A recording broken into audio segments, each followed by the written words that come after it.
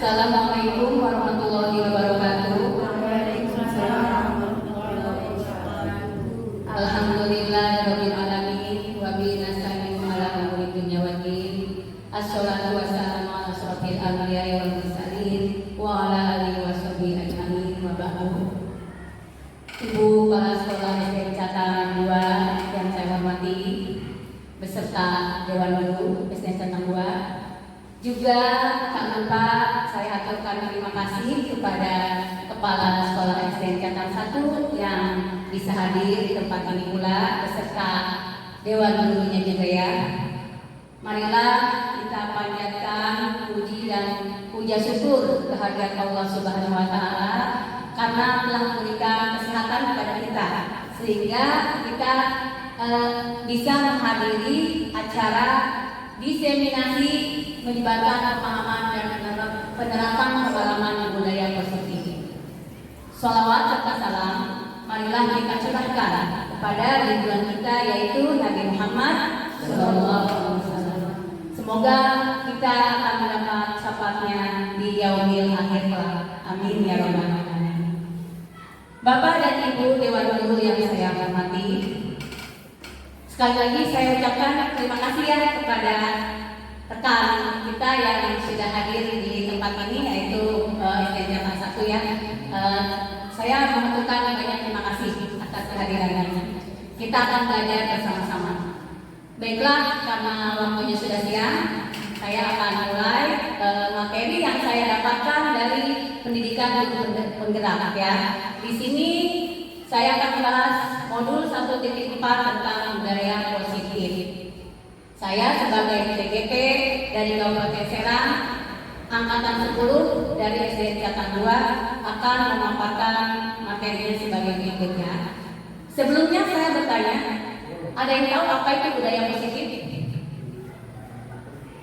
Ibu-ibu, apa itu budaya positif? Ayo bisa katakan silakan. Ya, Dieni, silakan Dieni.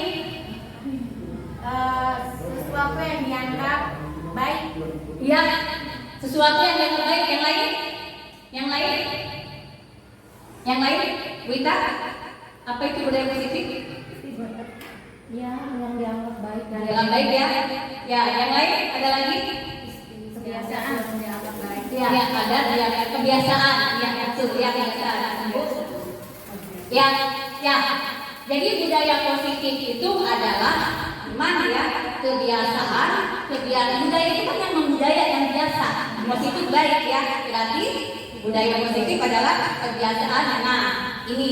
Jadi budaya positif itu adalah nilai-nilai atau kebiasaan di sekolah yang berpihak pada murid agar mereka dapat berkembang menjadi yang kritis, penuh hormat dan bertanggung jawab. Nah, jadi budaya positif itu maksudnya ya artinya jadi globalnya ya kebiasaan yang baik.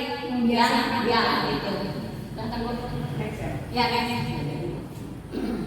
Nah, di dalam budaya positif ini ada konsep inti.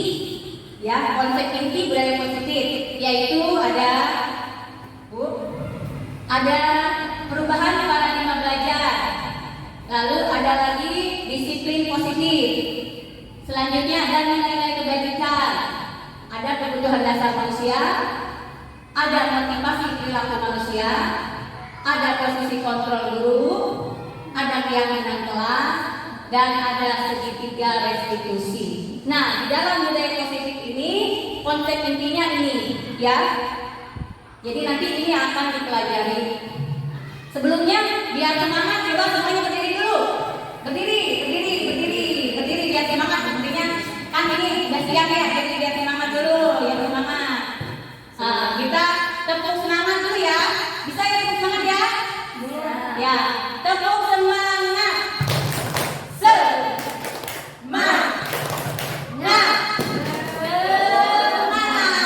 Terima kasih ibu-ibu dan bapak-bapak ya. Masih semangat silahkan dulu kembali ya. Kita lanjut biar semangat ya. Jadi kita tepuk semangat dulu.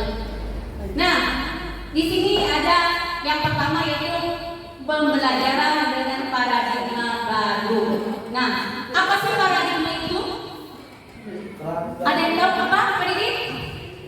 Kerangka dalam berpikir. Nah, kerangka dalam berpikir, ya. Yang lain? Paradigma. Kerangka dalam berpikir, ya sama ya. Jadi maksudnya metode atau pemikiran baru ya. Jadi sekarang itu pembelajaran dengan pemikiran baru itu seperti apa? Jadi kalau pemikiran lama itu ada yang namanya, pernah dengar nggak? Teacher centered atau pembelajaran berpusat pada guru. Pernah dengar? Pernah nggak? Pernah. Mungkin itu. Dulu kita seperti itu. Kita belajar itu dulu seperti itu ya. Jadi berpusat pada guru. Jadi bagaimana sih berpusat pada guru itu? Ya guru yang aktif. Guru ngomong, betul ya kata Ibu Yati ya. Guru ngomong, menjelaskan, ceramah, anak cuma dengerin aja. Nah itu adalah guru atau pembelajaran yang berpusat pada guru. Sedangkan sekarang ini paradigma baru atau pemikiran baru ya, kita itu pembelajaran dengan paradigma baru merupakan pembelajaran yang memfokuskan peserta didik sebagai pusat dalam kegiatan pembelajaran dan dirancang berdasarkan prinsip pembelajaran berdiferensiasi sehingga peserta didik belajar sesuai dengan kebutuhannya berdasarkan tahap perkembangannya untuk mewujudkan profil pelajar Pancasila. Nah, jadi sekarang itu paradigma barunya itu kita harus pembelajaran itu harus sesuai dengan kebutuhan. Nah, peserta didik yaitu tadi student centered ya. Jadi maksudnya pembelajaran berpusat pada siswa bukan pada guru ya. Jadi kita hanya sebagai fasilitator ya, kita memimpin anak diskusi, mencari apa mereka sepertinya pengetahuannya nih. Jadi kita hanya menggali mereka gitu ya. Kita hanya sebagai fasilitator. Jadi bukan guru yang aktif, tapi harus murid yang aktif. Ya, kalau dulu kan kita biasa cuma serante, kasih buku, kita tinggalkan gitu ya. Nah sekarang paradigma baru begitu. Jadi kita harus berpusat kepada peserta didik pembelajaran itu ya. Nah tadi ada pembelajaran diferensiasi. Apa itu? Memang saya juga mempelajari karena nanti itu ada di modul 2.1 ya. Jadi mah hanya sebagai gambaran. Pembelajaran berdiferensiasi artinya kita harus sadar bahwa siswa itu memiliki karakter dan kebutuhan yang berbeda-beda. Ya, itu ya, ibu-ibu ya. Sudah paham belum tentang paradigma baru nih? Ada yang ditanyakan tidak? Tentang paradigma baru? Tidak ada ya, sudah paham ya? Ya, mudah-mudahan kita SDN Catang 1 dan SDN Catang 2 sudah menerapkan pembelajaran dengan paradigma baru. Artinya dengan pembelajaran dengan berpusat pada siswa, ya. Nah, di sini untuk mewujudkan profil pelajar Pancasila sudah dengar? Sudah ya, pasti ya. Kan anak-anak biar apa tuh? Kita kasih nyanyian. Gimana nyanyiannya? Pelajar Pancasila beriman dan bertakwa pada Tuhan yang esa dan beralam mulia, berkebinekaan global, gotong royong mandiri, kreatif dan bernalar kritis. Nah, jadi anak-anak, nah itu kita sekarang tujuannya itu ya anak itu mewujudkan profil pelajar Pancasila. Nah, di dalam profil pelajar Pancasila, nah ini tadi ya, beriman bertakwa pada Tuhan Yang Maha Esa, berkebinekaan global, mandiri, bergotong royong, ya, kreatif dan bernalar kritis. Ya, itu ya ibu-ibu ya. Sudah paham ya sekarang ya? Gimana nanti siswa kita itu supaya mewujudkan profil pelajar Pancasila. Nah, dalam pendidikan ada namanya miskonsepsi tentang teori kontrol. Apa itu miskonsepsi? Ada yang tahu, Bu-ibu, Bapak-bapak? Apa itu miskonsepsi, Pak Iwan? Miskonsepsi, kayaknya ini konsep di luar gitu atau konsep di luar. Salah konsep betul ya, itu ya. Jadi salah konsep atau kekeliruan ya. Kalau kita nyebutnya salah kaprah. Nah, itu kalau bahasa kita salah kaprah, jadi kekeliruan ya. Miskonsepsi tentang teori kontrol artinya kekeliruan dalam memahami teori kontrol ya. Apa saja sih miskonsepsi itu? Ilusi kontrolnya ya. Guru dapat mengontrol murid katanya. Miskonsepsinya, jadi kekeliruannya itu pertama guru mengontrol murid. Betul tidak kita bisa mengontrol murid? Tidak ya, tidak bisa ya. Ya, kenyataannya murid itu mempunyai hak memilih. Lalu guru tidak bisa memaksakan kehendak pada murid. Guru tidak punya kontrol penuh terhadap murid, ya. Seperti ini, kan? Sebenarnya Bu Yati pegang sesuatu nih yang berharga di tangan. Bu Upen berusaha untuk pengen tahu apa sih itu Bu Yati dengan suara membujuk, mengelopokkan melempar. Umi, apa sih itu? Kata Umi, ya ini kan gimana saya mau atau tidak, gimana saya berarti kontrolnya itu bukan apa, jadi bukan dapat guru tidak bisa mengontrol murid karena kontrol itu ada pada diri kita sendiri gitu ya. Jadi guru tidak punya kontrol penuh terhadap murid. Selanjutnya Bu. Nah, yang kedua ilusi kontrolnya itu semua bujukan katanya ya, atau penguatan positif, efektif dan bermanfaat. Menurut miskonsepsi keluarnya ya, jadi bujukan itu bermanfaat katanya. Kita membujuk anak itu bermanfaat. Nah, kenyataannya bujukan adalah salah satu bentuk kontrol. Murid mempunyai hak untuk menolak bujukan kita. Murid bisa tergantung pada pendapat dan bujukan kita. Nah, berarti murid punya hak untuk menolak kan bujukan kita tuh. Dia tadi kata Umi, mau pengen membujuk ya, ditolak. Karena mereka punya kontrol sendiri gitu. Next.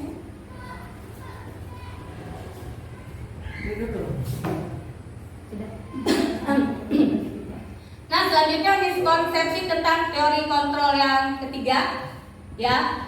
Miskonsepsinya kritik dan membuat orang merasa bersalah bisa mengotak orang tersebut. Kritik nih, kita mengkritik ke siswa nih. Kritik akan menguatkan orang tersebut, itu kekeliruan.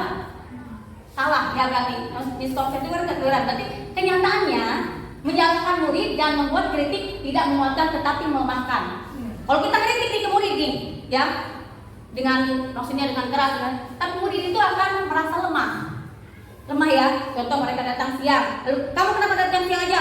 Kamu ini gitu ya, kan? Jadi dia, jadi merangkak maksud kalau bahasa kitanya ya, jadi lemah mereka. Nah, murid mempunyai persepsi negatif akan dirinya.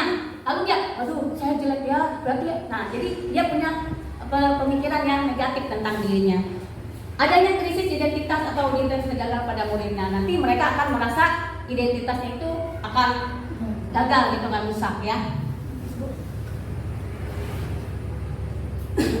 Nah, yang terakhir, miskonsepsi yang terakhir adalah ilusi kontrolnya itu orang dewasa punya hak untuk memaksa. Nah, itu miskonsepsinya. Padahal kenyataannya orang dewasa tidak bisa mengontrol murid. Perilaku memaksa tidak akan efektif pada jangka waktu yang lama. Murid dapat berontak sewaktu-waktu. Memaksakan kehendak hanya akan menyebabkan permusuhan antara murid dan guru. Nah, jadi kalau kita mempunyai konsep tentang kita bisa memaksa ke murid, nah murid nanti akan memusuhi kita, ya, dia akan memberontak. Nah, gitu ya. Ada yang ditanyakan tentang miskonsepsi, tentang kekeliruan kontrol kita terhadap murid? Ada, ya. Jadi saya menanyakan gimana solusinya agar kita tuh tidak melakukan miskonsepsi kayak gitu. Misalnya yang biasa kita budayakan biasanya kan kita mengontrol anak. Gimana caranya agar kita menghilangkan mengontrol anak seperti yang sering dilakukan sebelumnya? Jadi maksudnya solusinya supaya kita tidak miskonsepsi itu. Ada yang mau menjawab? Ada yang mau menjawab? Ibu silakan Bu, bantu jawab Bu. Kan bantu jawab nanti. Ya. Baik, terima kasih Bu.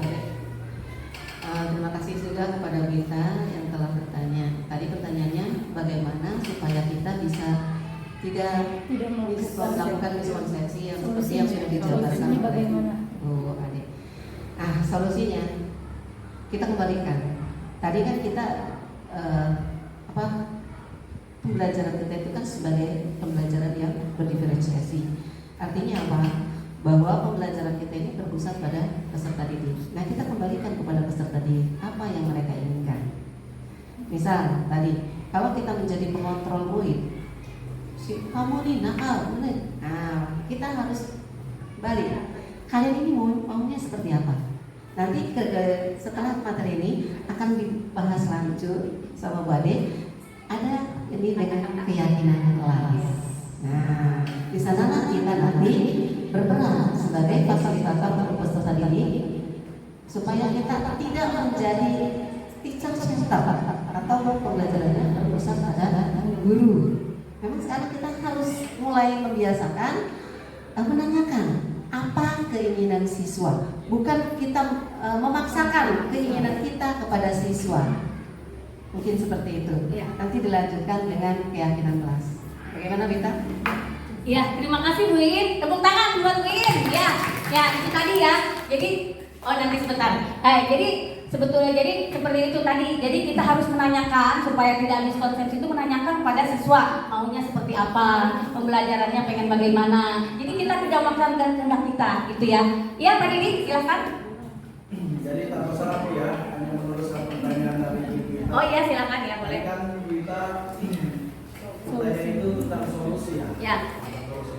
Cuma saya tadi cukup jelas ya yang dijelaskan oleh Ibu Ita. Cuma ada tambahan pertanyaan dari saya. Itu ketika kita mengembalikan dari karakter anak yang tadi seperti itu, nah bagaimana caranya dengan jumlah siswa yang berbeda-beda karakter? Nah, itu tadi. Solusinya seperti apa itu? Nah, nanti saya jawab dulu, nanti kalau pendapat silakan.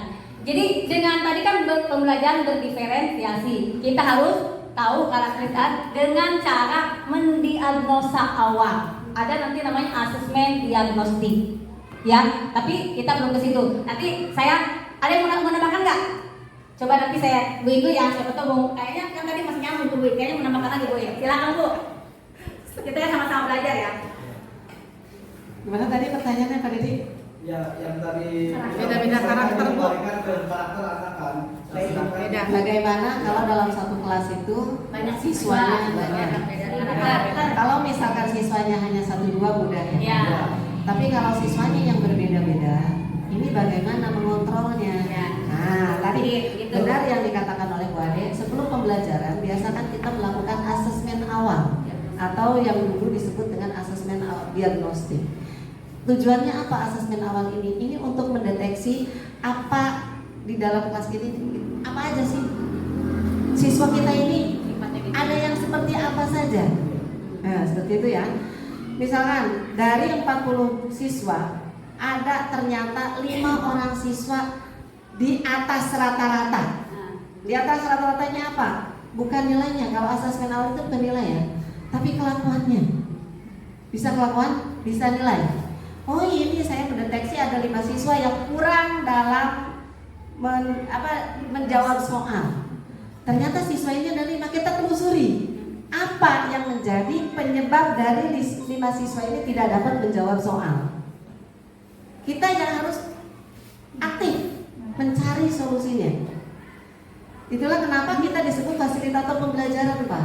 Di sana kita akan mencari bagaimana cara menangani siswa yang 5 orang ini. Kemudian tadi ada siswa yang karakternya di atas, degelnya minta ampun, ya kan? Tapi kita tidak boleh menyebutkan anak itu degel, tidak boleh mengatakan anak itu nakal. Di sini juga peran kita lagi berperan sebagai fasilitator. Apa yang melatar belakangi anak tersebut sehingga berkelakuan seperti itu. Jadi kitanya yang proaktif. Jangan ketika kita sudah mengajar, sudah kita duduk di kantor ngobrol, tidak memperhatikan sekeliling kita. Kadang ketika sedang istirahat, anak ada yang ke kantor, Bu, si Anu berantem. Nah, inilah posisi kita sebagai fasilitator diuji benar-benar. Makanya kembali lagi tadi ke dalam pertanyaan pendidik, maka jawabannya lakukan asesmen awal setiap akan melakukan pembelajaran supaya kita tahu apa kebutuhan dari peserta didik yang ada di kelas kita. Baik, itu mungkin, terima kasih. Cukup Pak Didi? Cukup ya? Ya, jadi jawabannya itu tadi dengan cara melakukan asesmen diagnostik atau asesmen awal. Jadi kita nanti akan tahu gimana siswa itu dari 40, nanti mungkin yang 10 begini, yang 10 begini gitu kan. Pasti ada yang sama, ada yang beda. Oke Bu, next. Nah, selanjutnya mengubah paradigma stimulus respon ke pendekatan teori kontrol. Nah, jadi kita rubah tuh tadi ya. Jadi ke teori kontrol. Dari stimulus responnya, realitas atau kebutuhan kita itu sama. Nah, teori kontrolnya, realitas atau kebutuhan kita itu berbeda. Jadi siswa pasti kebutuhannya berbeda. Semua orang melihat hal yang sama. Teori kontrolnya, setiap orang memiliki gambaran berbeda. Ya. Kita mencoba mengubah orang agar berpandangan sama dengan kita. Bisa nggak kita mengubah pandangan orang ini? Ya, tapi teori kontrol kita berusaha memahami. Jadi bukan mengubah, tapi kita harus memahami cara pandang orang tersebut. Ya. Lalu stimulus responnya, perilaku buruk dia tidak sebagai suatu kesalahan. Kita biasanya ke murid, kalau mereka buruk berarti kesalahan ya. Nah, teori kontrolnya, semua perilaku memiliki tujuan. Pasti murid kalau melakukan sesuatu ada tujuannya, ya. Nah, orang lain bisa mengontrol saya. Itu di stimulus respon. Di teori kontrolnya, hanya Anda atau hanya kita sendiri yang bisa mengontrol diri kita sendiri, bukan orang lain, ya. Saya bisa mengontrol orang lain, tapi teori kontrolnya Anda tidak bisa mengontrol orang lain. Yang seperti tadi disebutkan tadi ya, Bu Pe dengan Bu Yanti itu megang sesuatu. Lalu stimulus responnya, pemaksaan ada pada suatu bujukan gagal. Teori kontrolnya, kolaborasi dan konsensus menciptakan pilihan baru. Jadi kita tidak boleh memaksa, tapi harus dengan kolaborasi, ya, dengan kerjasama. Nah, ada lagi yang terakhir, model berpikir menang kalah. Teori kontrolnya, model berpikir menang-menang. Jadi antara guru dan siswa nggak ada yang menang. Siswa menang, guru kalah, atau guru kalah, siswa enggak. Tapi kita sama-sama menang. Menang dalam maksudnya pembelajaran, dalam pola pikirnya gitu ya. Nah, ini disiplin positif. Ada yang tahu apa itu disiplin? Ya? Ya? Ayo bapak-bapak, apa itu disiplin? Disiplin Mbak Iwa, apa disiplin? Disiplin. Apa? Satu kata yang mudah. Coba satu kata yang mudah tapi ini, ayo apa? Apa? Disiplin itu ini Bu, menempatkan diri sendiri. Maksudnya ketika ada waktu masuk kita harus. Berarti tepat waktu gitu maksudnya. Tepat waktu gitu maksudnya. Bukan. Ini disiplin positif ya. Ya, disiplin saya nanya disiplinnya dulu. Apa itu disiplin? Apa? Ayo yang lain, Ibu Tati, apa disiplin Ibu Tati? Jangan ngomong aja Ibu Tati. Apa disiplin? Kayak disiplin itu apa kebiasaan atau kelakuan kita yang harus kita lakukan di setiap instansi. Oke, ya kelakuan yang harus kita lakukan di instansi. Umi, apa nih? Sikap dan perilaku kita yang bisa dipertanggungjawabkan. Sikap dan perilaku kita. Ya nih. Apa? Disiplin itu artinya menempatkan diri kita pada peraturan yang sudah berlaku. Berarti taat aturan. Oh, taat aturan. Ya, berarti kita sama. Ya, disiplin. Peraturan yang ada. Ya, disiplin itu sebetulnya Ibu, disiplin itu asalnya dari kata disiplina yang artinya belajar. Ya, jadi disiplin ini mengacu pada disiplin diri yang memiliki tanggung jawab terhadap apa yang dilakukan berdasarkan nilai-nilai yang diyakini. Nah, jadi kan memang kita mah gitu ya, dari awalnya, oh disiplin itu aturan, disiplin itu awalnya ya kita bayar. Ternyata disiplin itu berasal dari kata disiplin artinya belajar. Jadi belajar untuk memiliki tanggung jawab ya terhadap apa yang dilakukan berdasarkan nilai-nilai yang diyakini. Nah ternyata itu ya disiplin. Nah, disiplin positif artinya salah satu cara penerapan disiplin yang bertujuan untuk menumbuhkan kesadaran serta memberdayakan peserta didik tanpa imbalan penghargaan atau reward dan ancaman atau hukuman. Ya, di kita kan kebanyakannya ya kalau itu tuh anak tuh kita kasih hukuman ya. Jadi disiplin itu jangan begitu. Kita menerapkan anak disiplin. Kamu harus datang pagi. Pas gitu anak datang upacara siang. Pas siang kita hukum. Dihukum tuh anak. Pas besok Senin depan datang pagi lagi ditanya, "Kenapa kamu sekarang pagi?" Karena takut dihukum. Berarti ada disiplin belum? Kalau begitu. Ya, disiplinnya tapi disiplin tapi motivasinya itu dari luar karena takut hukuman ya. Jadi kita menerapkan anak yang begitu. Kita juga sama. Kita datang nih pagi-pagi karena takut diomongin sama PC. Contoh ya, ternyata. Tapi begitu harusnya kita itu disiplin itu jangan, karena kita sesuai dengan kewajiban kita, harusnya begitu. Jadi kita motivasi intrinsik dari dalam ya. Nah di sini sebagai pendidik, tujuan kita adalah menciptakan peserta didik yang memiliki disiplin diri. Nah disiplin diri ya, sehingga mereka berperilaku mengacu kepada nilai-nilai kebajikan universal dan memiliki motivasi intrinsik dalam perubahan perilaku ke arah yang lebih baik. Nah, jadi tugas kita sekarang nih menciptakan anak-anak itu disiplin yang motivasi itu intrinsik, bukan atas dasar hukuman atau penghargaan. Contoh, ada yang datangnya setiap pagi atau dia setiap hari piket di kelas, lalu gurunya ngasih pujian, ih kamu hebat ya, kamu anak pinter. Nah, besok lagi dia itu lagi pasti tanya, kok kamu masih rajin? Karena saya pengen dipuji sama bu guru. Berarti motivasi apa itu? Ekstrinsik, bukan dari. Nah, tapi kalau dia begini, tiap pagi dia nyapu, maksudnya Diana, pasti tanya, kenapa sih kamu rajin? Ya bu, kan karena kewajiban saya sebagai siswa harus membersihkan ruangan. Nah, berarti itu udah motivasi apa? Intrinsik. Yang kayak gitu, kayak kita. Kalau kita sebenarnya datang pagi, kalau untuk kelas siang kita datang pagi, karena di dalam diri kita udah tertanam, ini kewajiban saya. Saya pengajar yang harus bertanggung jawab terhadap peserta didik. Nah seperti itu, kita akan menciptakan peserta didik yang disiplinnya itu atas motivasi dari dalam. Ya, ada yang tanyakan nggak ibu-ibu, bapak-bapak, silakan tentang disiplin positif. Ada yang mau bertanya? Tidak. Kalau tidak, kita tadi untuk yang Bu Iin telah menjelaskan, Pak Didi, Bu Ita, Bu Iin semua bertanya. Kita kasih tepuk salut ya, sebentar. Kita tepuk salut, tepuk aja. Tepuk salut. Salut, salut. Salut, salut. Salut. Ya, Pak Iwat tadi silakan. Baik Bu.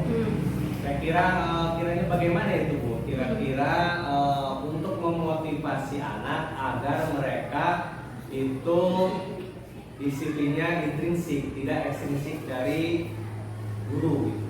Biar mereka bisa menemukan jadi maksudnya supaya mereka motivasinya intrinsik, bagaimana caranya? ya. Kalau menurut saya dengan kita mencontohkan, dengan kita menjadi tauladan bagi mereka. Kita sendiri harus begitu. Nanti anak akan mengikuti. Seperti begini. Ada sampah. Guru ada sampah dia ngajar. Ini gimana anaknya? Jadi kita harus mencontohkan ada sampah. Nanti mereka melihat. Karena anak itu yang lebih dilihat itu adalah penglihatannya, yang dilihatnya. Ya. Jadi itu. Jadi kitanya dulu harus menjadi teladan bagi mereka. Insya Allah mereka akan seperti tadi, intrinsik. Ada yang mau menambahkan? Silakan. Ibu mau menambahkan Bu? Enggak? Ya. Udah paham Pak Iwan? Jadi caranya dengan kita menjadi teladan bagi mereka, artinya mencontohkan yang baik. Contoh tadi ya, kayak sampah aja kan itu karena kan disiplin positif tadi ya. Nah, kita ada sampah, gurunya aja biasa aja. Gimana muridnya? Jadi kita mencontoh, ambillah, masukkan tempat sampah. Mereka lihat, guru saya itu begitu, masa saya enggak? Gitu. Tapi Bu, mohon maaf ya, terkadang ada juga, karena kan berbeda-beda karakter ya. Ada yang seperti dia katakan, ketika gurunya mencontohkan dia ikut ya, mencontohkan juga, gurunya juga ambil sampah masih kita enggak. Tapi ada aja tuh anak yang cuek-cuek aja tuh. Itu gimana tuh cara ini? Mendorongnya agar dia. Ya, mendorongnya dengan secara kita juga memperlihatkannya setiap hari Pak, setiap waktu. Jangan anak kan kita juga kadang lihat orang kan nggak langsung gitu. Jadi harus ada perlahan, ada waktu, ada jeda, nggak langsung. Emang menerapkan disiplin positif itu harus waktunya itu butuhnya lama, nggak sementara langsung kita mencontoh langsung anak ikut, enggak, itu harus ada waktunya. Nanti kan mungkin ya yang lain cuek dulu, mungkin lama-lama kalau setiap hari kita contohkan pasti mereka juga akan berpikir, oh iya ya gitu. Kasih lewat Ya. yang Ya, ada yang menanyakan nggak? Ada yang mau menambahkan nggak nih? Paham nggak Pak Iwa? Iya. Ya, jadi dengan secara perlahan atau continue ya, berkelanjutan ditanya ya gitu ya. Ya, sudah. Selanjutnya, nah ini tadi kan kita dari simple positif itu nilai-nilai kebajikan ya. Apa sih nilai kebajikan itu ya? Nilai kebajikan itu nilai yang disepakati bersama lepas dari suku bangsa, agama, bahasa maupun latar belakangnya. Kayak tadi itu ya, yang tadi sebetulnya di disiplin positif itu nanti akan masukkan nilai-nilai kebajikan. Ya, di sini contoh nilai kebajikan institusi atau organisasi. Nih, ada profil pelajar Pancasila. Nah, ini mah organisasi pendidikan ya. Beriman dan bertawak tadi itu profil pelajar Pancasila ya. Beriman dan bertakwa pada Tuhan Yang Maha Esa, berhak mulia, berkepentingan global, gotong royong, mandiri, kreatif dan bernalar kritis. Kalau di IBO itu ada toleransi, rasa hormat, integritas, mandiri, menghargai, antusias, empati, pengetahuan, kreativitas, kerjasama, perseri dan komitmen. Banyak banget ya kalau IBO. Ada lagi keterampilan hidup atau life skill.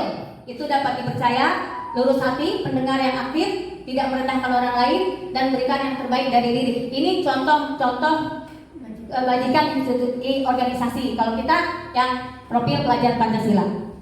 Ini hanya sebatas pengetahuan saja ya. Nah selanjutnya, ini teori motivasi perilaku manusia.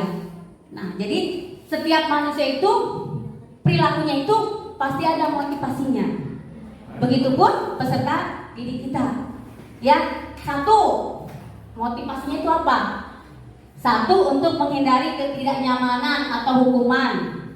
Itu motivasinya masuk kemana?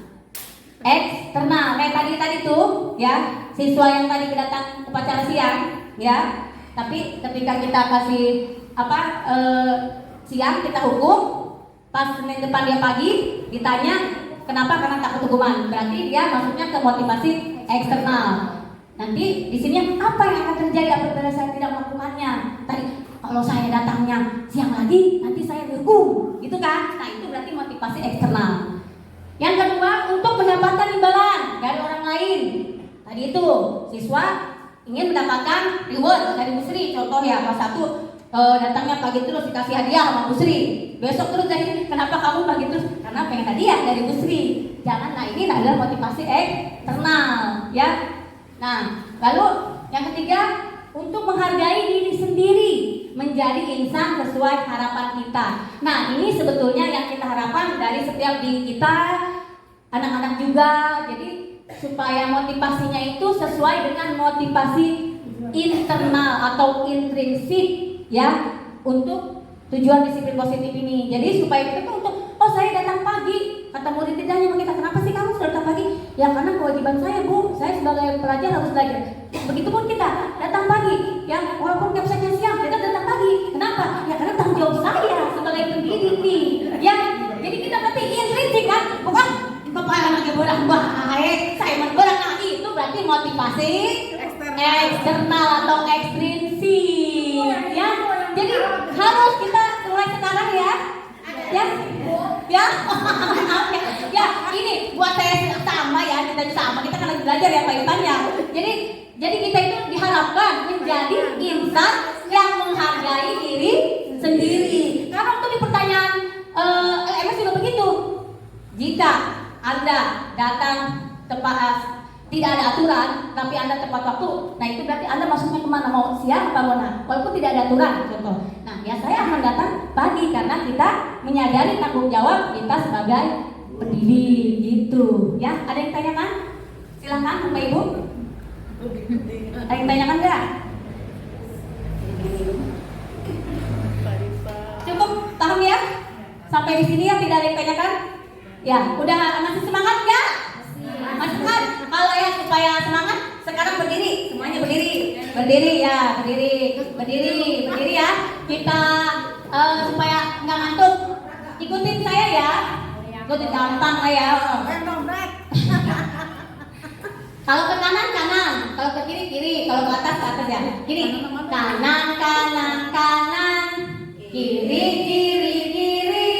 kanan, kiri, kanan, kiri, saya sudah tahu. Bisa? Tapi kalau atas sedikit, atas, bawah,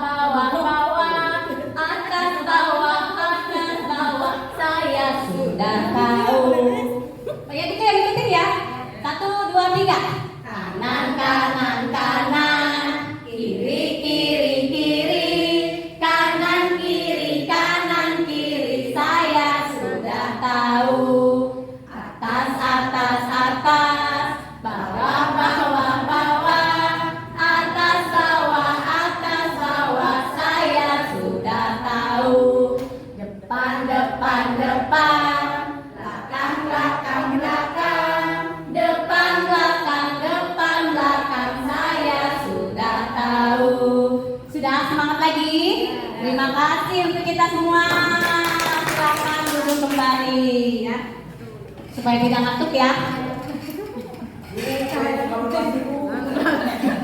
Ya, itu tadi tentang disiplin positif ya. Sekarang kita ke kebutuhan dasar manusia. Apa sih kebutuhan dasar manusia itu? Ya. Jadi kebutuhan dasar itu kan kebutuhan pokok ya. Ya. Nah, kebutuhan dasar manusia adalah segala sesuatu yang kita lakukan untuk mendapatkan apa yang kita inginkan. Itu adalah kebutuhan dasar manusia. Seluruh tindakan yang kita lakukan memiliki tujuan tertentu dan semua usaha terbaik yang kita lakukan adalah dalam rangka agar kebutuhan dasar kita terpenuhi dengan baik. Jadi begitupun siswa, mereka melakukan sesuatu karena kebutuhan mereka nih. Ya, apa saja nanti? Ya, kebutuhan dasar manusia itu apa saja? Nah, ini dia. Kebutuhan dasar manusia itu ada 5. Ya, menurut Dr. William Glasser. Yang pertama, 1, bertahan hidup. Perlu bertahan hidup? Perlu ya. Nah, karena apa saja dalam bertahan hidup itu kita memerlukan apa saja sih? Makan, tempat tinggal, kesehatan, untuk berkembang, berarti ya. Nah, itu kebutuhan fisiologis ya. Ya itu kan anak-anak juga begitu, ya. Mereka butuh makan, ya gitu. Nah, yang kedua yaitu penguasaan atau kebutuhan atas pengakuan atas kemampuan. Ya, jadi penguasaan. Jadi maksudnya seperti ini, oh saya itu atas kemampuan saya itu pengakuan gitu ya. Jadi keinginan untuk dianggap berharga. Pasti anak pengen dianggap kan sama kita. Nah, kekuatan untuk mencapai sesuatu. Nah, kita nih pengen mencapai sesuatu, berarti maksudnya ke penguasaan. Lalu diakui atas prestasi dan keterampilan. Nah, contoh, Bu Yani punya keterampilan apa nih? Pasti kan pengen diakui ya. Ya, maksudnya itu anak juga begitu. Saya pun bisa ini nih, saya pengen diakui oleh guru gitu. Didengarkan dan memiliki harga diri. Anak pengen nggak didengar sama kita? Pasti ya, pengen cara belajarnya seperti apa, pengen apa, saya pengen gini gitu kan. Nah, kita harus, nah ini namanya maksudnya penguasaan. Yang ketiga, kesenangan. Nah, kesenangan itu ya pasti semua orang pengen senang kan ya?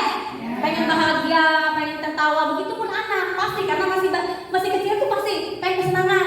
Contoh dia meledek temennya itu udah sebetulnya dia udah kesenang, pengen kesenang, dia senang meledek, melihat dia nangis senang dia gitu tuh. Jadi itu kebutuhan kesenangan ya, untuk mencari dan bermain, tertawa gitu ya. Yang keempat, kasih sayang dan rasa diterima. Mau nggak dikasih sayang? Mau lah ya, pasti anak juga begitu. Jadi pengennya itu kasih sayang, rasa diterima. Ya contohnya kebutuhan untuk disayangi dan diterima, kebutuhan tetap berhubung dengan orang lain, dengan berteman, ya. Nah itu maksudnya kasih sayang. Contoh, anak didik tadi kata Pak siapa Didi apa Pak Iwa, ada yang nakal nih anak ya. Kita tanya, atau nggak mengerjakan PR, kita tanya, kenapa kamu nggak mengerjakan PR? Saya di rumahnya nggak ada yang bantuin. Maksudnya bapak ibunya kerja sibuk, jadi mau nanya ke siapa? Nah itu berarti dia butuh apa? Sebetulnya butuh ini, butuh kasih sayang dan rasa diterima. Jadi kita tuh anak segitu ya. Yang kayak Opa juga kata ketemu Dida kalau ke rumah, bundanya di laptop aja. Nah itu sebetulnya udah anak kecilnya udah gitu ya. Jadi mereka sebetulnya ada pengen kasih sayang dan rasa diterima, pengen diperhatikan gitu ya. Yang kelima, kebebasan atau kebutuhan akan pilihan. Nah, kebebasan, anak-anak dengan kebutuhan kebebasan yang tinggi menginginkan pilihan. Mereka perlu banyak bergerak, suka mencoba-coba, tidak terlalu terpengaruh orang lain dan sedang mencoba hal baru dan menarik. Nah, biasanya kalau pengen kebebasan anak-anak kalian. Nah, ini karena kebutuhan dasar ini, ya, pengen bebas, nanti bagaimana kita mengatasinya? Bu, mau tanya dulu. Oh, ada mau tanya dulu. Silakan Bu. Ini pengalaman pribadi ya.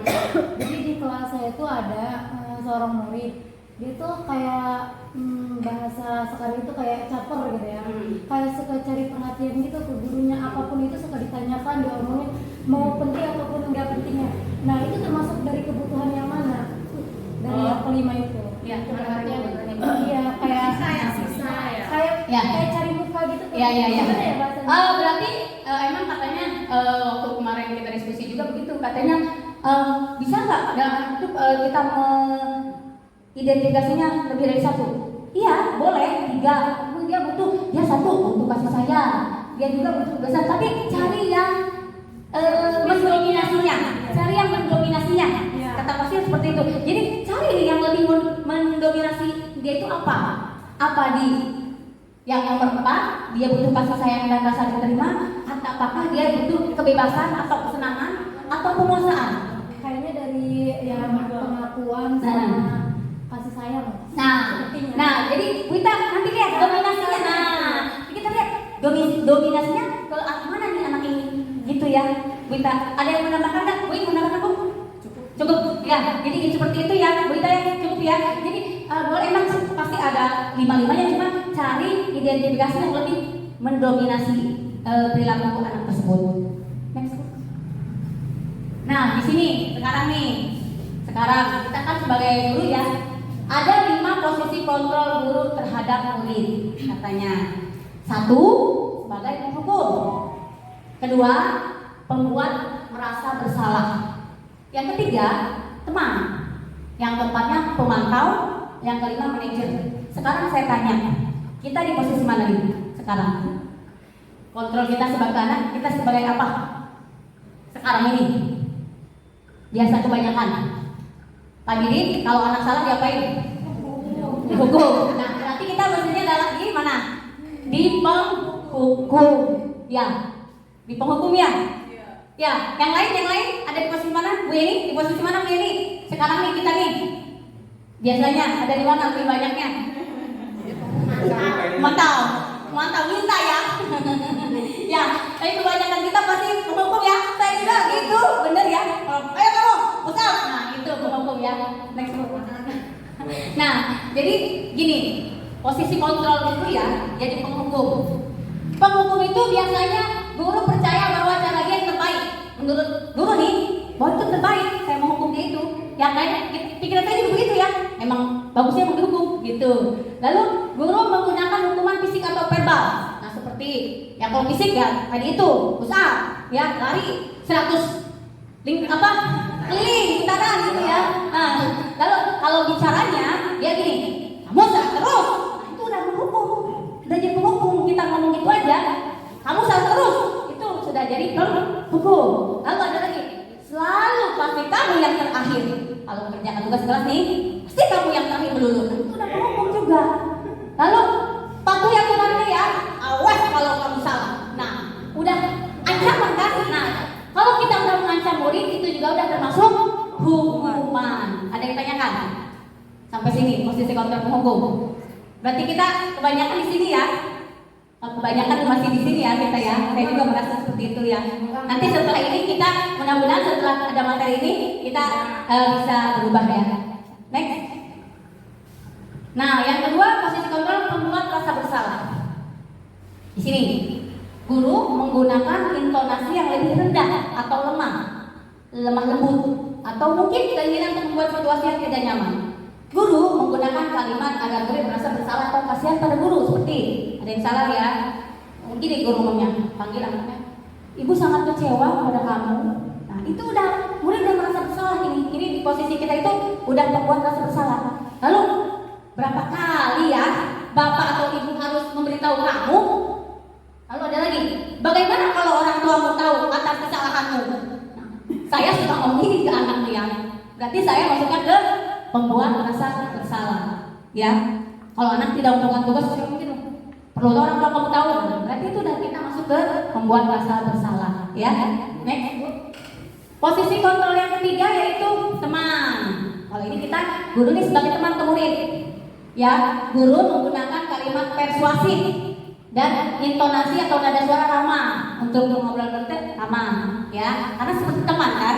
Guru menggunakan humor dan punya hubungan baik dengan murid. Jadi seolah-olah teman kita dengan murid sama kita. Kita ngomongnya apa? Gini, ayo belajar, ayolah belajar demi ibu, atau ayolah belajar demi bapak. Jadi seolah-olah kayak teman kan, ngajaknya, ya sudah kali ini aja tidak apa-apa. Ya, ibu maafkan, gitu kan? nanti dan bantu bereskan ya. Ini contoh anak-anak acak-acak nih kelas kayak kelas 1 ya. Jadi Bu Sri ngomongin gitu. Ya sudah, kali ini tidak apa-apa. Ayo bantu ibu bereskan. Itu kan berarti teman kan, seolah-olah itu teman kita. Nah ini sebagai teman, ya bisa nggak seperti itu? Bisa ya? Bisa ya. Jadi saya Si Arul itu ya, jadi sebagai teman. Next, selanjutnya posisi kontrol itu sebagai pemantau. Ngomong gini, guru selalu mengawasi murid dan bertindak sesuai pada peraturan sekolah dan konsekuensi. Contoh, murid tidak memakai sepatu warna hitam. Contoh ya. Nah, contoh nih. Pak Iwan, Bu, kamu tidak pakai sepatu warna hitam. Berarti kan dia pemantau kita ya. Kita sebagai pemantau. Nah, menggunakan data, catatan dan perhitungan yang digunakan sebagai bukti atas perilaku seorang. Ya tadi itu, kamu pakainya coklat. Kenapa nggak pakai hitam? Pemantau. Nanti sudah memperhatikan kan? Mengingatkan konsekuensi saat terjadi pelanggaran seperti ini. Peraturannya apa? Kenapa kamu pakai warna hitam? Itu kan, itu udah masuk pemantau. Apa yang harus kamu lakukan? Ini kalau yang lain lagi, apa yang kamu lakukan? Apa konsekuensinya kalau kamu sekarang begini tidak pakai sepatu hitam? Nah itu, ya jadi dia bilang konsekuensinya ya itu sebagai pemantau. Next, nah yang terakhir ini sebetulnya yang ideal dan diharapkan ya guru itu menjadi seorang manajer. Apa itu manajer? Nah, ya. Jadi gini, manajer itu gini, nih. Manajer itu guru pendukung bukan mengatur ya. Salah. Ya, manajer ya bukan mengatur. Ya, perhatikan.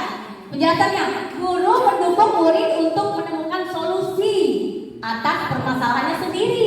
Nah, jadi manajer itu gini, kamu kesiangan, ditanya kamu kenapa kesiangan? Ibu, saya tidurnya kemalaman. Kenapa kamu tidurnya kemalaman? Karena main game terus, gitu kan. Nah, supaya kamu tidak tidur kemalaman, berarti kamu jangan apa? Jangan main game supaya tidak tidur siang. Itu kan mencari solusi kan? Nah, itu yang diharapkan. Guru mempersilahkan murid mempertanggungjawabkan perilakunya. Nah, karena kamu sudah kesiangan, sekarang tanggung jawabnya seperti apa, gitu kan? Ya, itu. Jadi enggak manajer itu jadi dengan mengajukan pertanyaan-pertanyaan dulu, mencari solusinya. Yang selanjutnya guru mendukung belum? Masih belum beres.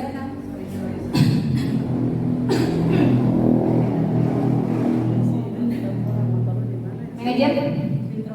Nah, yang tadi ya, guru mendukung murid untuk merdeka, mandiri dan bertanggung jawab. Seperti tadi ya. Jadi kita mempersilahkan anak itu mandiri, bertanggung jawab. Menggunakan restitusi untuk mengajak murid menganalisis keadaan untuk memperbaiki kesalahannya dengan kalimat seperti gini. Apa yang dipegang ini? Apa rencana kamu untuk memulai ini? Kan tadi karena udah kesiangan, sekarang gimana supaya kamu tidak kesiangan? Oh iya Bu, tidurnya harus masih sore. Ya kan, berarti itu solusi kan? Nah itu maksudnya, itu yang jadi manajer. Udah paham belum nih? Antara tadi ada berapa? Posisi kontrol dulu, ada 5 ya. 1, penghukum. 2, pembuat rasa bersalah. 3, ada ya? 4, pemantau. 5, manajer. Ya, ada yang tanyakan nggak tentang 5 posisi guru ini? Tidak ada. Udah paham berarti ya? Masih semangat nggak? Masih ya. Jadi kita diharapkan menjadi manajer dalam mengontrol anak didik kita. Kalau sudah paham, saya mau bertanya. Perhatikan, lihat ya. Yang bisa boleh jawab. Saya mau tanya nih jadinya kalau sudah paham. Di mana posisi kita nih adanya? Bun? Ya. Sini, ya kasih contoh dulu ya. Contoh penerapan 5 posisi kontrol guru. Penghukum. Lanjut, Bun. Ya, kan ada penghukum, ada pemasaran. Nah, kalau penghukum ini contoh tadi, hormat pada berjajaran 1 jam. Penerapannya nih, ya karena ketinggalan anak suruh hormat 1 jam. Nah, itu penghukum. Lalu pembuat rasa bersalah, berapa kali Bapak Ibu harus minta kamu? Langsung saja mengecewakan Bapak atau Ibu. Nah, itu membuat rasa bersalah. Kalimatnya maksudnya ya, kalimatnya seperti ini membuat rasa bersalah. Next. Nah, lalu ada lagi sebagai teman. Sebagai teman ini kalimatnya, ayo dong ikuti aturan sekolah. Tolong bantu ibu sekali ini. Ya sudah, kali-kali jangan sampai berbuat kali ini lagi ya. Itu maksudnya ke teman. Nah, kalau sebagai pemantau, bahasanya seperti apa? Kamu sudah melanggar peraturan kelas. Kamu tahu konsekuensinya. Kamu harus menambah jam pelajaran ketika temanmu pulang. Nah, itu konsekuensi apa? Kalau dia terlambat, berarti dari nambah pelajaran kan? Itu. Nah, yang sebagai manajer, kalau sebagai manajer itu kita harus apa? Kata-katanya itu. Nih, apakah kamu tahu kesalahan kamu? Nanya dulu kitanya. Apakah kamu tahu kesalahan kamu? Ya. Terus setelah kira-kira bagaimana kamu perbaiki kesalahanmu? Nah, itu kata-kata sebagai manajer ya. Sekarang kita akan ada beberapa pertanyaan. Gimana nih posisi Kevin ya? Ini kan udah paham ya kalimat-kalimat kan? Oh, kalimat penghukum ini, kalimat teman ini, kalimat teman ini gitu ya. Nah, next Bu. Nah, sini posisi kontrol apakah aku? Kalau saya kecewa sekali dengan kamu, siapa yang dari 5 tadi? Sebagai apa kita? Kalau ada guru bilang ini, saya kecewa atau ibu kecewa sekali sama kamu, berarti masuk mana? Iya, kita semua ya membuat rasa bersalah ya, bersalah yang tidak ada ya, ketidaktrik ya, bukan maaf. Jadi membuat rasa bersalah. Sekarang kamu tidak pernah benar melakukannya. Apa? Posisi apa kita nih? Kamu tidak pernah benar melakukannya. Ayo, apa? Kita pemantau. Pak Didi? Bobek pemantau Bu Yeni. Kamu tidak pernah benar melakukannya. Pak Didi? Pak Iwan? Iwan? Apa? Kira-kira kita masuk posisi mana kalau begini bahasanya? Mana itu? Tadi itu kamu tidak membuat rasa bersalah. Itu bersalahnya tidak ketik ya, lupa. Penghukum. Tadi coba kita lihat apa? Penghukum. Karena kata jelas. Kamu tidak pernah melakukannya, itu kan? Sudah lihat penghukum itu. Sekarang, apa rencanamu untuk ya, pinter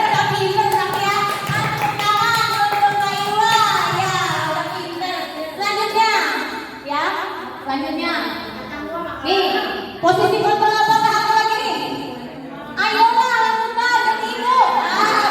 Pinter ya bang, sudah mulai paham ya. Ya, sebagai teman, ya, udah ketahuan ini mah ya. Lalu terakhir, posisi kontrol apakah aku? Kamu tidak akan mendapatkan nilai jika tidak mengerjakan tugas.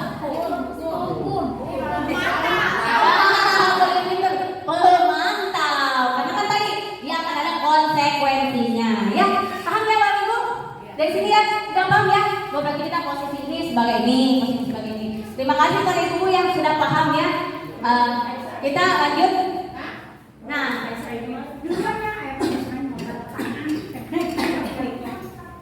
ya, coba supaya sebelum ke keyakinan kelas ya, ini yang penting ya.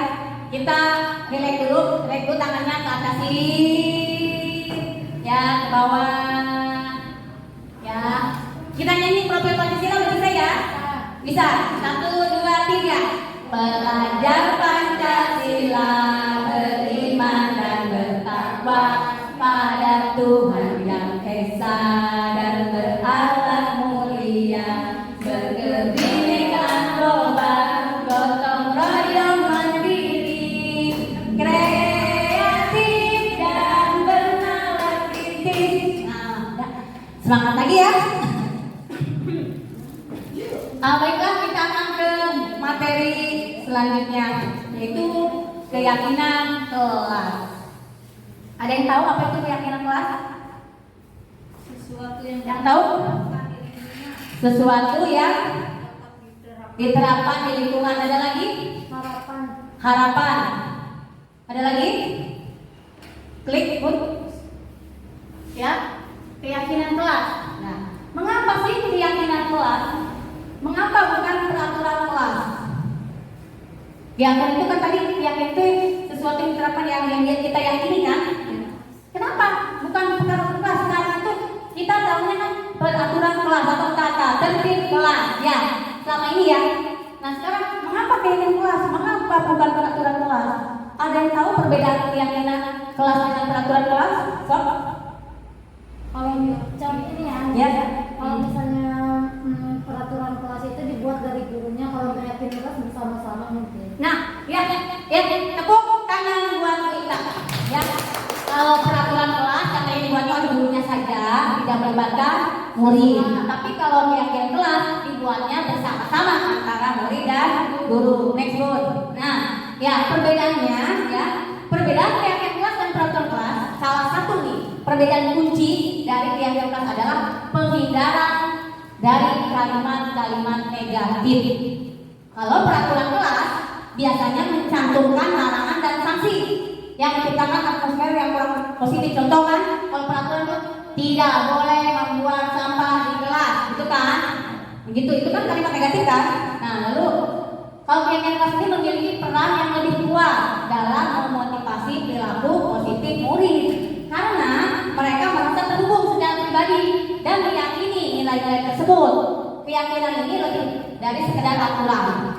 Keyakinan ini adalah prinsip-prinsip yang memandu tindakan murid secara intrinsik. Nyambung lagi ya, yang tadi nyambung lagi. Jadi tadi itu ya betul.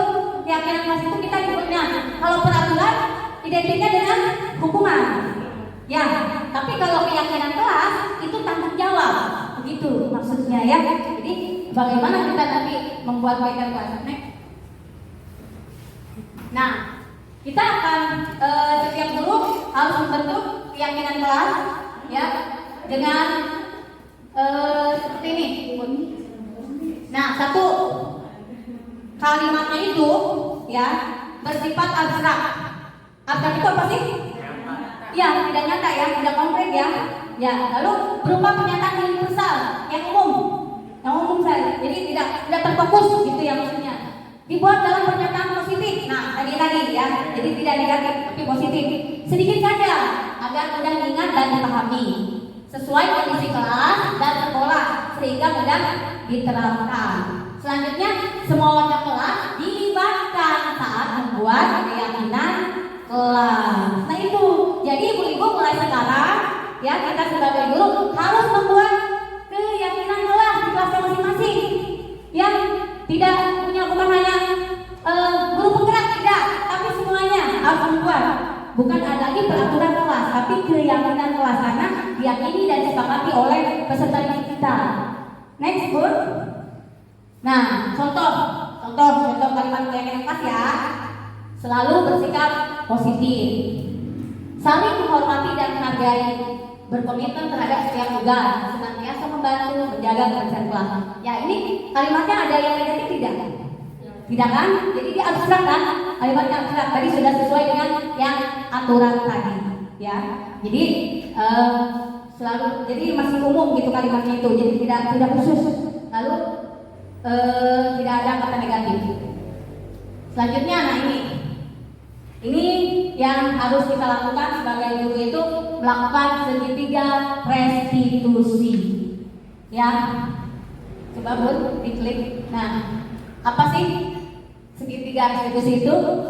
Ini tadi ya, apa? Suatu proses dialog. Ya, tadi segitiga restitusi itu adalah suatu proses dialog yang dijalankan oleh guru agar dapat menghasilkan murid yang mandiri dan bertanggung jawab. Nah itu namanya segitiga restitusi. Apa saja sih restitusi itu tahapannya? Ya, nah ini dia. Segitiga itu ada 3 sisi kan. Sisi yang pertama dia ada menstabilkan identitas. Yang kedua validasi tindakan yang salah. Yang ketiga menanyakan keyakinan. Nah, next sini. Nah, menstabilkan identitas berdasarkan prinsip membuat kesalahan adalah bagian dari proses pembelajaran. Menstabilkan identitas itu dasarnya dari membuat kesalahan itu adalah proses pembelajaran. Murid itu jadi supaya mereka merasa bahwa salahnya itu untuk pembelajaran. Ya, gitu. Jadi gini kata-katanya, berbuat salah itu aja. Kita karena nih, kan tadi segitiga itu ada dialog ya, antara guru dan siswa kan. Kita hanya ngomong berbuat salah itu aja. Itu namanya segitiga. Tidak ada manusia yang sempurna. Ibu juga pernah melakukan kesalahan seperti itu ke anak nih, kalau anak melakukan kesalahan. Kamu berhak kok merasa begitu. Lalu ibu tidak mencari siapa yang salah. Kalau anak berantem nih, contoh kita mendiskusi mereka. Ibu tidak mencari siapa yang salah, tetapi ibu ingin mencari solusi dari permasalahan ini. Nah itu dalam dalam tahap menstabilkan identitas itu seperti ini, ya. Lalu tahap yang kedua yaitu apa tadi? Yang kedua apa? Satu, menstabilkan identitas. Yang kedua tadi apa? Validasi tindakan yang salah. Nah, kalau ini berdasarkan prinsip setiap perilaku berupaya memenuhi suatu kebutuhan tertentu. Nah, tadi itu nyambung lagi ke motivasi perilaku manusia ya tadi. Jadi anak itu berperilaku supaya memenuhi kebutuhannya. Nah, kalimat-kalimat kita nih sebagai guru ya memvalidasi tindakan yang salah itu gimana? Kamu pasti punya alasan mengapa melakukan hal itu. Lalu ada lagi, padahal kamu bisa melakukan yang lebih buruk dari ini ya. Kamu boleh mempertahankan sikap itu, tapi kamu harus menambahkan sikap yang baru. Lalu ada lagi, kamu patut bangga karena telah melindungi sesuatu yang penting bagi kamu. Nah ini diproses validasi tindakan yang salah. Jadi nanti kalau kita melakukan segitiga restitusi, ada 3 tahapan, Ibu ya. Satu tadi menstabilkan identitas, yang kedua memvalidasi tindakan yang salah, kata-kata yang ya contohnya. Yang ketiga terakhir apa? Menanyakan keyakinan. Karena tadi kita harus sudah membuat keyakinan kelas, jadi ditanyakan berdasarkan apa sih yang ketiga ini menanyakan keyakinan?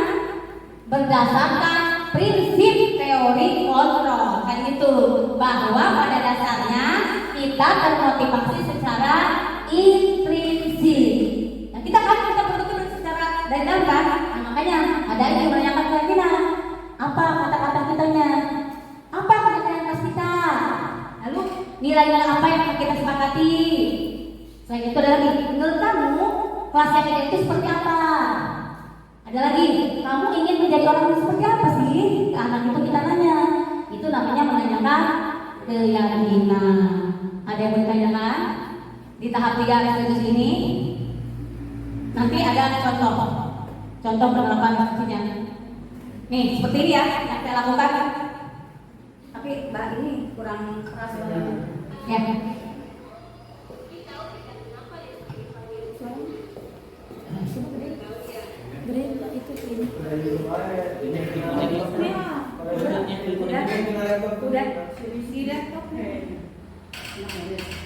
Udah coba.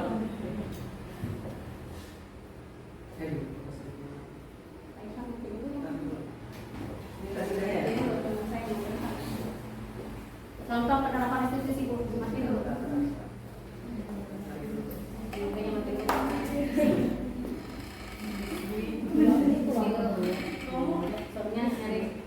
Tadi udah dicoba pada aku mati dulu mati dulu udah. Ini contoh penerapan restitusi ya.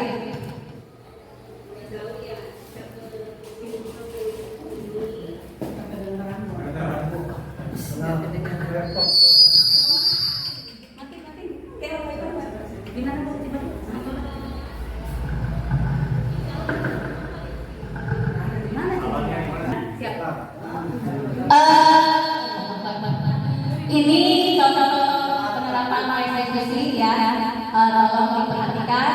Jadi supaya kita nanti bisa merestitusi anak di kelas ya.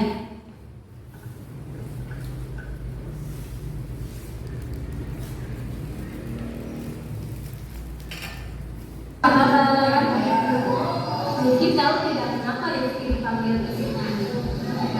Dia tahu ya. Nah, ibu memanggil di sini. Cuma segitu boleh. Cuma segitu. Iya. Ibu panjang ya. Nanti berarti kesulit. Ini contoh penerapan restitusi ya. Ya, kita perhatikan. Tahu tidak kenapa Rizky dipanggil ke sini? Dia tahu ya.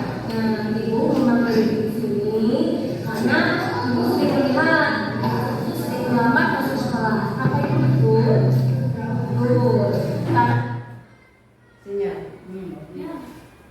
Sini ada Pak. Gitu doang tuh. Kalau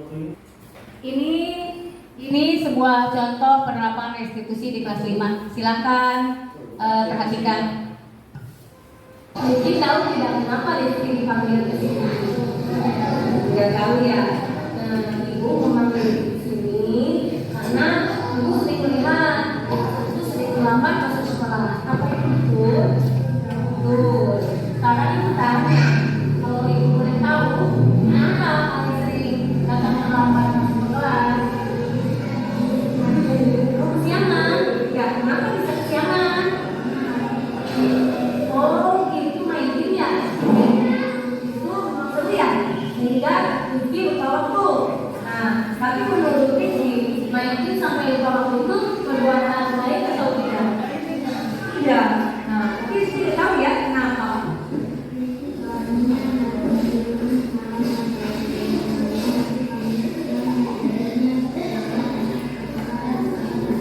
Nah, itu sekali Rizky ya. Jika kamu datang terlambat ke kelas, nanti kamu ketinggalan pelajaran dan juga kamu nanti kamu teman-teman ya. Baik, sekarang aku tanya. Rizky masih ingat gak keyakinan kelas yang kita bahas bersama? Nah, kalau ingat, menurut Rizky yang sering dilakukan Rizky itu setelah itu sesuai dengan keyakinan kelas yang mana? Disiplin, betul sekali ya. Tapi Rizky tidak disiplin. Berarti Rizky sudah menyadari kesalahan Rizky ya. Apakah Rizky mau memperbaiki kesalahan Rizky tersebut?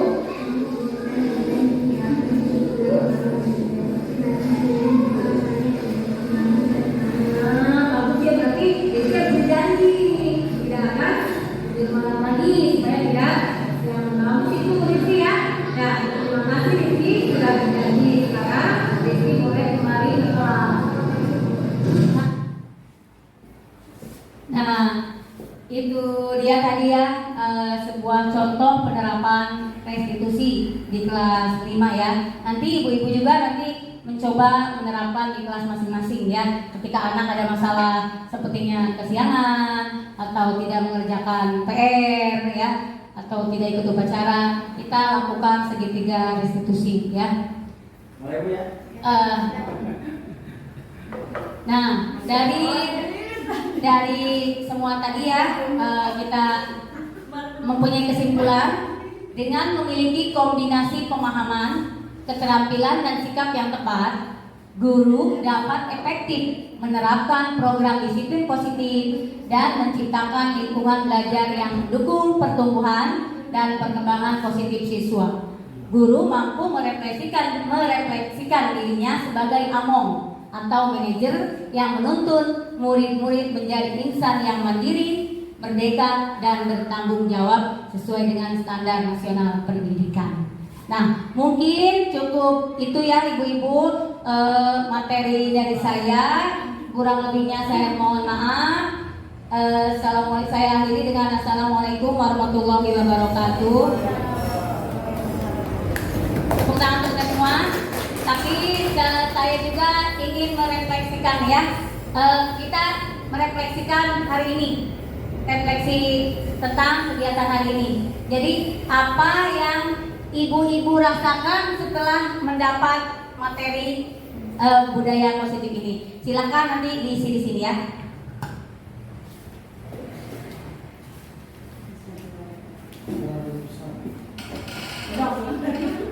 Apa yang ibu rasakan atau ibu dapatkan dari materi hari ini gitu maksudnya ya?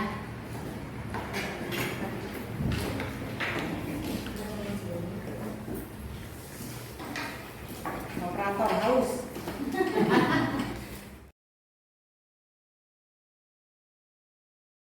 Assalamualaikum warahmatullahi wabarakatuh. Apa kabar anak-anak?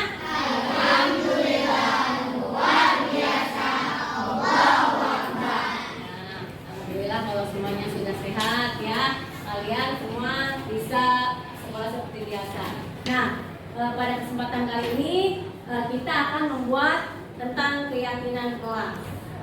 Nah, dengar tentang keyakinan kelas? Nah, ada yang belum pernah ya? Karena kalau dulu ya kita sering tuh ada tuh namanya tata tertib atau peraturan kelas ya. Nah, keyakinan kelas ini tidak jauh berbeda dengan peraturan kelas. Tapi kalau peraturan kelas kalian tidak dilibatkan ya, hanya bu guru yang menulis. Tapi kalau kesepakatan keyakinan kelas itu kalian nilai-nilai yang kalian yakini di hati kalian nih bahwa kelas saya itu pengen begini antar teman. Nah, itu namanya keyakinan kelas. Nanti tapi harus kamu pertanggungjawabkan. Ya, setelah kita yakini, kita sepakati bersama. Nah, dari mana kesepakatan? Jadi kata-kata keyakinan kelas itu tidak boleh kalimat yang negatif, tetapi harus positif. Nih, contoh, kamu Sabrina pengennya kelas ini seperti apa? Antara teman. Hah? Mau apa gimana? Sesama teman mau gimana?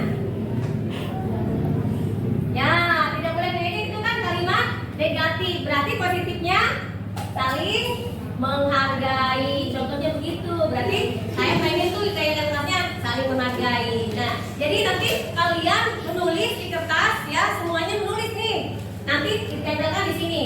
Nanti ibu akan, kalau kalimat yang sama tidak akan ibu pilih ya. Nanti yang dipilih itu kalimat yang berbeda ya. Baiklah, kalian ibu baru punya kertas, awas jangan terbalik ya. Karena yang ditempel di sini buat ditempel, kamu harus di depan harusnya ya.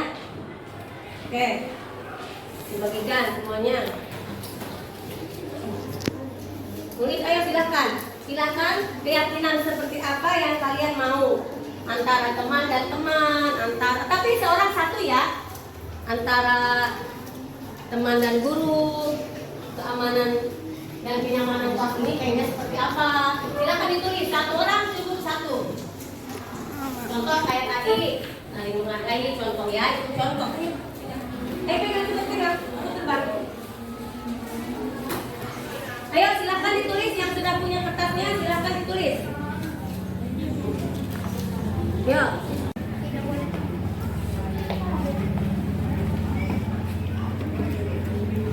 Saling mendukung.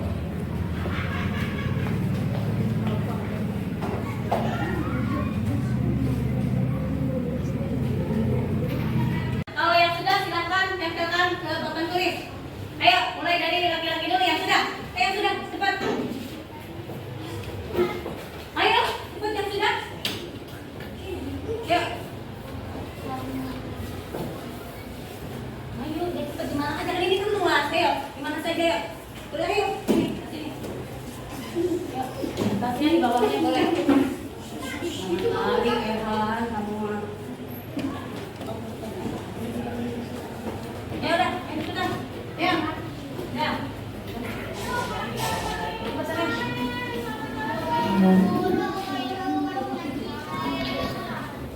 Ayo, semuanya. Ayo perempuan, silahkan ke sini. Ayo, sudah sini.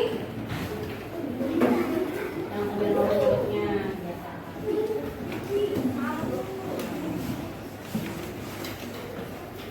Ya.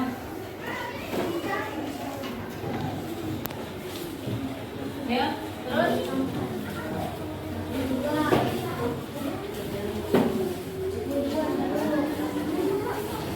Ini hasil kalian tadi mencatat tentang keyakinan kelas.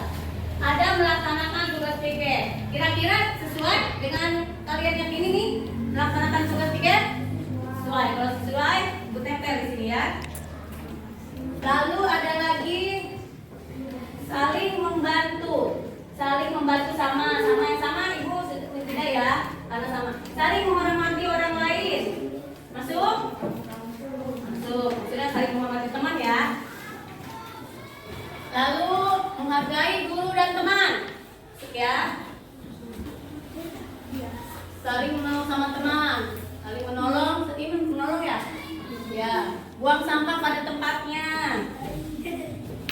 Saling menolong sama teman. Saling menolong sama menjaga kebersihan. Harus rukun. Laksanakan pikir sama. Buang sampah pada tempatnya udah ada ya. kebersihan sudah ada. Saling sampah, udah buang sampah ada. Masuk tepat waktu, udah ada belum? Sebelumnya, nah masuk tepat waktu. Menjaga kebersihan sudah ada, masuk tepat waktu sudah ada tadi ya. Lalu saling menolong teman sudah tadi ya. Saling menolong teman ya sini udah tadi. Ada lagi masuk kelas tepat waktu sudah tadi ya. Saling membantu sudah, masuk kelas tepat waktu sudah. Berpakaian rapi sesuai aturan sekolah. Ya. Sekolah berpakaian rapi ya tadi. Jangan dibully. Ya. Nah, saya dulu ya. Nah, jadi kita telah dapat kesepakatan keyakinan kelas ya yang harus kita sepakati bersama. Kalau kalian tidak mematuhinya, tidak melaksanakannya, kalian harus bertanggung jawab ya. Jadi keyakinan kelas ini sesuatu nilai-nilai yang kalian yakini dan kita sepakati dan harus dipertanggungjawabkan ya. Siap untuk mempertanggungjawabkan? Nah, baiklah kalau gitu Ibu akhiri. Assalamualaikum warahmatullahi wabarakatuh. Waalaikumsalam. Assalamualaikum warahmatullahi wabarakatuh. Perkenalkan, nama saya Mila, siswa kelas 5 SDN Cetang 2. Saya sangat bersemangat saat membuat keyakinan kelas bersama teman-teman. Assalamualaikum warahmatullahi wabarakatuh. Perkenalkan, nama saya Ajikia, murid kelas 5 SDN Cetang 2. Saya sangat senang membuat keyakinan kelas bersama Bu Guru dan teman-teman. Assalamualaikum warahmatullahi wabarakatuh. Perkenalkan, nama saya Sinta, siswa kelas 5 SDN Cetang 2. Saya merasa membuat keyakinan kelas itu seru. Warahmatullahi wabarakatuh. Perkenalkan, saya Alfa, siswa kelas 5 SDN Cetang 2. Awalnya saya bingung, tapi sekarang saya paham cara membuat keyakinan kelas. Penting sekali. Sangat penting. Penting. Sangat penting. Dapat lebih menghargai teman. Dapat membuat saya bertanggung jawab. Dapat membuat saya disiplin. Saya menjadi lebih baik lagi.